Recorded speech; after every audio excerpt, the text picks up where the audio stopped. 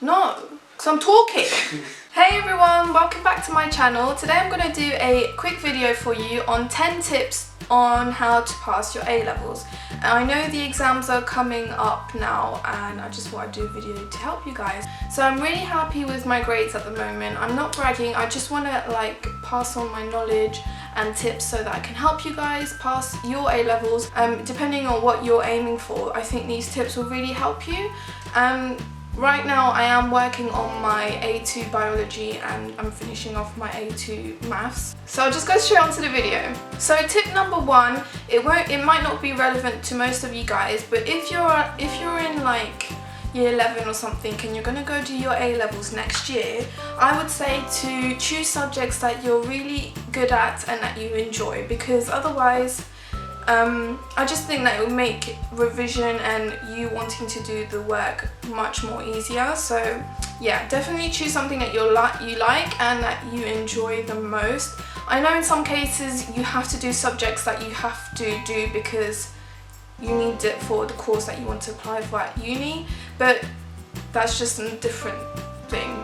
So tip number two is do a lot of revision after school, or whenever you're free, just do it. Just do your revision. Just make sure that you do your work and don't slack, if you know what I mean, because A-levels are so hard and it's nothing like GCSEs, and you really need to do a lot of work, because to be honest, when I first did my A-levels I failed everything. I got U and an E and I was just so disappointed, and that's when it just clicked and I just did the extra work.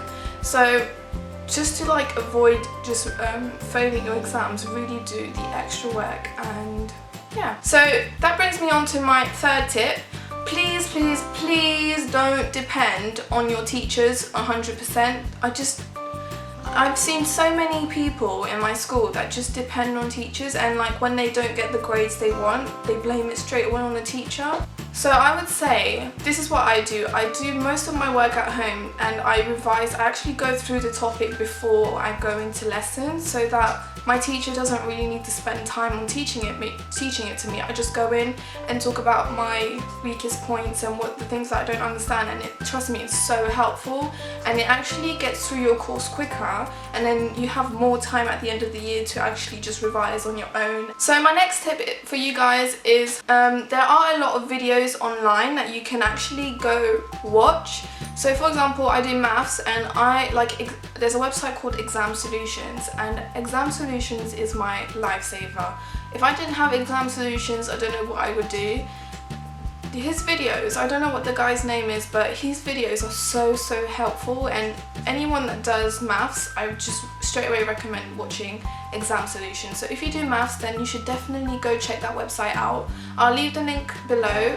And yeah, and also for biology, I go look up at the Khan Academy videos, and I'll leave a link to that website as well. So if you're doing English or history or whatever, I'm sure enough that there'll be videos online to help you with your course. So yeah, you should definitely check videos out, do some research on that, and yeah. So my next tip for you guys is, if you're stuck with a particular topic, or I don't know, a chapter in your book, I really suggest going and asking your teachers to spend a little bit extra time, after school, or during break time or lunchtime, to help you with that particular thing that you don't understand. You shouldn't be scared to ask for help. You can even ask your friends for help, because I help quite a few of my friends and they find my help quite helpful. So yeah, definitely ask for help and don't be scared to ask for it. So my next tip for you guys is definitely read several books. So for example, for my biology course, I actually read I have one book that my school gives me, but I read a CGP book, which is really simple. CG books are so simple and easy to understand, but they don't cover everything that you need to know.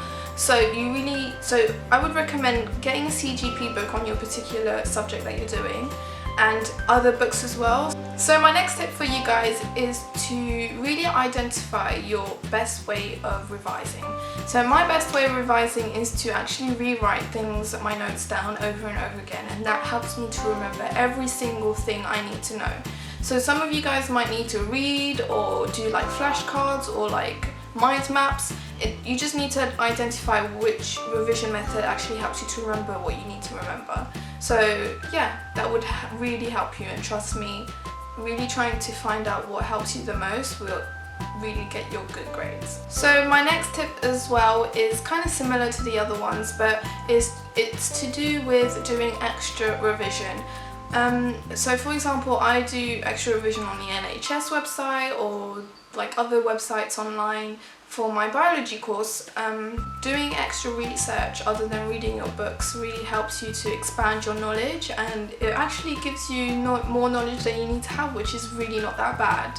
So my next tip is please avoid distractions, because that's the worst thing for you. My worst distraction is Netflix and TV series. Try to avoid anything that distracts you while you're revising. And my last tip for you guys is to do a lot of past papers, because past papers are the best way for you to actually know exactly what you're going to come across in your exam.